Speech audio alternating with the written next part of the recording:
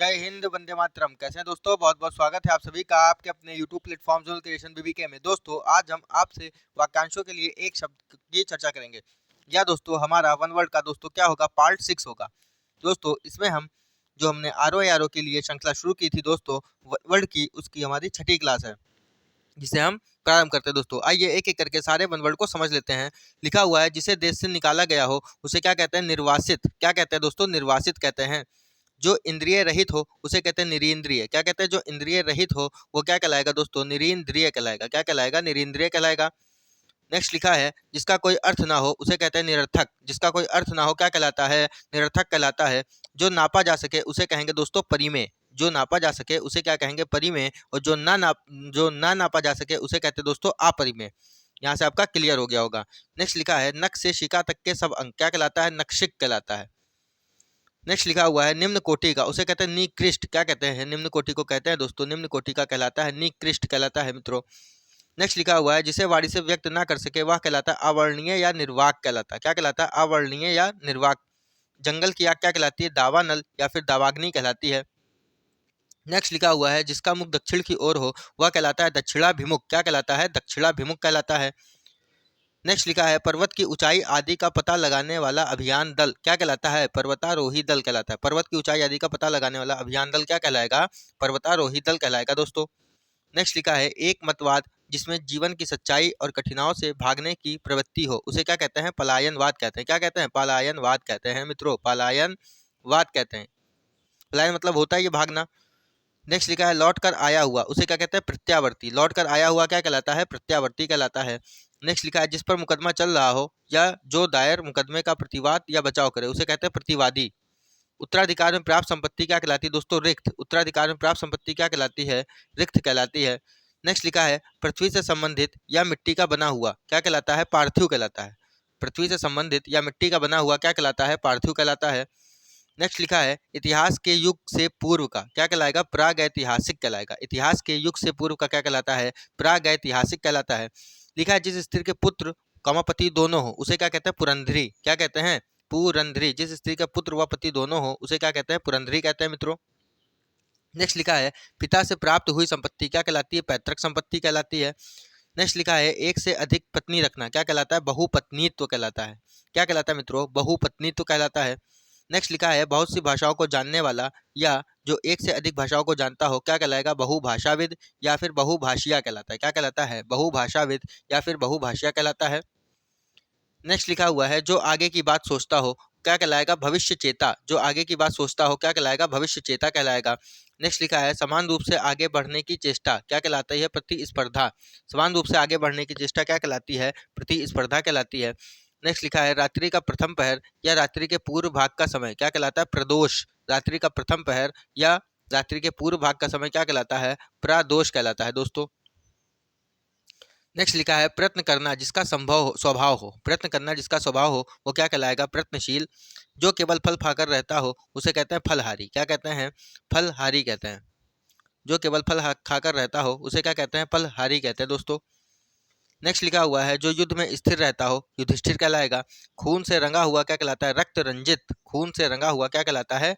रक्त रंजित कहलाता है मित्रों। नेक्स्ट लिखा है, युधिष्ठिर का शंख क्या कहलाएगा? अनंत विजय। युधिष्ठिर का शंख क्या कहलाता है? अनंत विजय।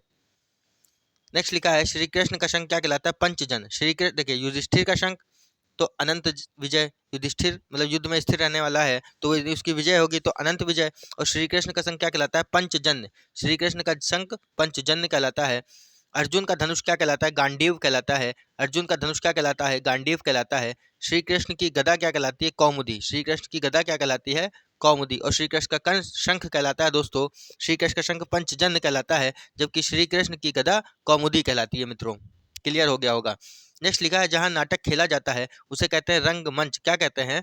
जहाँ नाटक खेला जाता है रंगमंच कहलाता है। नेक्स्ट लिखा है, जिसके रोंगटे खड़े हो गए हों उसे क्या कहेंगे? रोमांचित। जिसके रोंगटे खड़े हो गए हों उसे कहते हैं रोमांचित कहते हैं मित्रों। नेक्स्ट लिखा है, जो मृत्यु के समीप हो यानी मरणासन अवस्था में है मरणासन कहते हैं। जो कम जानता है उसे क्या कहेंगे? अल्पज्ञ कहेंगे। नेक्स्ट लिखा है, जो अपने मार्ग से भटक गया हो वो कहलाता है मार्ग भ्रमित। जो अपने मार्ग से भटक गया है क्या कहलाता है? मार्ग भ्रमित कहलाता है। अपनी शक्ति भर यथाशक्ति। अपनी शक्ति भर को क्या कहते हैं? यथाशक्ति कहते हैं मित्रों। नेक्स्ट लिखा है जहाँ तक और जितना संभव हो उसे क्या कहेंगे, यथासंभव। जहाँ तक और जितना संभव हो क्या कहलाएगा, यथासंभव कहलाएगा। यदि आप इस वीडियो को 2 से 3 बार देख लेंगे दोस्तों, तो आप पेपर में आने वाले ऑप्शन को देखते ही वन वर्ड को सही कर ले जाएंगे। नेक्स्ट लिखा है युद्ध करने की प्रबल इच्छा युयुत्सा कहलाती है। जो व्यक्ति युद्ध करने की प्रबल इच्छा रखे उसे युयुत्सु कहते हैं। युद्ध करने की इच्छा युयुत्सा, और जो इच्छा रखे उसे युयुत्सु कहते हैं दोस्तों। नेक्स्ट लिखा है भूगर्भ विज्ञान का जानकार या जिसको भूमि के अंदर की जानकारी हो उसे कहते हैं भूगर्भवेत्ता या भूगर्भ शास्त्री कहते हैं दोस्तों। नेक्स्ट लिखा है भूगोल से संबंधित या भूगोल का क्या कहलाएगा, भौगोलिक। भूगोल से संबंधित या भूगोल का क्या कहलाएगा, भौगोलिक कहलाएगा मित्रों। नेक्स्ट लिखा हुआ है जो भूमि या भू को धारण करता हो उसे कहते हैं भूधर। धर मतलब धारण करना, तो भूमि या भू को धारण करता है उसे क्या कहते हैं, भूधर कहते हैं। जो पूर्व में था या हुआ था पर अभी नहीं है उसे क्या कहते हैं, भूतपूर्व कहते हैं। क्या कहते हैं, भूतपूर्व कहते हैं। टाइप करने की कला क्या कहलाती है दोस्तों, टंकड़। टाइप करने की कला क्या कहलाती है, टंकड़ कहलाती है मित्रों। नेक्स्ट लिखा है जो तर्क के आधार पर ठीक हो या सिद्ध हो उसे क्या कहेंगे, तर्क संगत। जो तर्क के आधार पर ठीक है या सिद्ध है उसे क्या कहेंगे, तर्क संगत कहेंगे। नेक्स्ट लिखा है ऐसी जीविका जो आकस्मिक हो उसे कहते हैं तदर्थ जीविका। ऐसी जीविका जो आकस्मिक हो क्या कहलाती है, तदर्थ जीविका कहलाती है मित्रों। नेक्स्ट लिखा है गोद लिया हुआ पुत्र क्या कहलाएगा, दत्तक पुत्र। गोद लिया हुआ पुत्र क्या कहलाता है, दत्तक पुत्र कहलाता है। नेक्स्ट लिखा है जो दोबारा जन्म लेता हो उसे क्या कहते हैं, द्विज कहते हैं। जो दोबारा जन्म लेता है उसे क्या कहते हैं दोस्तों, द्विज कहते हैं। और द्विज के दो अर्थ और होते हैं, हमने आपको बताया था। एक द्विज के दो अर्थ और हैं, एक तो पक्षी है और एक क्या है, ब्राह्मण है। पक्षी है और ब्राह्मण है दोस्तों। नेक्स्ट लिखा हुआ है जहाँ जाना कठिन है उसे क्या कहते हैं, दुर्गम। जहाँ जाना कठिन हो क्या कहलाएगा, दुर्गम। जिसका दमन करना कठिन हो उसे क्या कहते हैं, दुर्दम। जहाँ जाना कठिन है वो दुर्गम हो गया, और जिसका दमन करना कठिन है उसे कहते हैं दुर्दम। दम में मतलब दमन करना, जिसका दमन करना कठिन है उसे कहेंगे दुर्दम कहेंगे। नेक्स्ट लिखा हुआ है स्त्री या स्त्री पुरुष का जोड़ा या पति एवं पत्नी क्या कहलाते हैं, दंपत्ति कहलाते हैं दोस्तों। नेक्स्ट लिखा है अपने देश के साथ विश्वासघात करने वाला क्या कहलाएगा, देशद्रोही कहलाएगा। जिस पर विजय पाना कठिन हो उसे क्या कहेंगे, दुर्जेय कहेंगे दोस्तों। क्या कहते हैं, दुर्जेय कहते हैं। नेक्स्ट लिखा है ऐसा अकाल की भिक्षा देना या लेना भी कठिन हो उसे कहते हैं दुर्भिक्ष। क्या कहते हैं, दुर्भिक्ष कहते हैं। नेक्स्ट लिखा है अनुचित बात के लिए आग्रह क्या कहलाएगा दोस्तों, दुराग्रह कहलाएगा। दिन का पहला भाग या सवेरे से दोपहर क्या कहलाता है, पूर्वाहन। मतलब वही पहला भाग सवेरे से दोपहर क्या कहलाएगा, पूर्वाहन। या इसको ऐसे पूछा जा सकता है दोपहर के पूर्व भाग, दोपहर से पहले का समय क्या कहलाता है, पूर्वाहन कहलाता है। दोपहर का समय क्या कहलाएगा, मध्याह्न कहलाएगा मित्रों। नेक्स्ट लिखा है दोपहर के बाद का समय क्या कहलाता है, अपराह्न कहलाता है। दूसरा लिखा है दोस्तों दूसरों का उपकार या हित या भला करने वाला क्या होगा, परोपकारी होगा। दूसरों का उपकार या हित करने वाला क्या होगा, परोपकारी होगा।